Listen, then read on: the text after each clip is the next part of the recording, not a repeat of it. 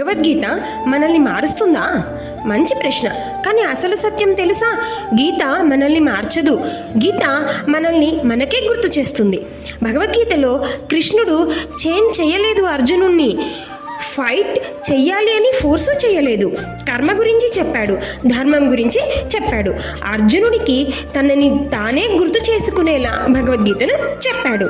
అలాగే గీతలో చదువుతూ పోతే మీలో దాగిన సింహాన్ని మేల్కొల్పినట్లు అవుతుంది. నిన్ను మర్చిపోయిన నిన్నే నీవు గుర్తు చేసుకుంటావు. ఒకసారి ప్రయత్నిద్దాం. భగవద్గీతను సంబంధం లేని పుస్తకంగా కాకుండా డైరీలా చదువుదాం, మన జీవితంలో చదువుదాం.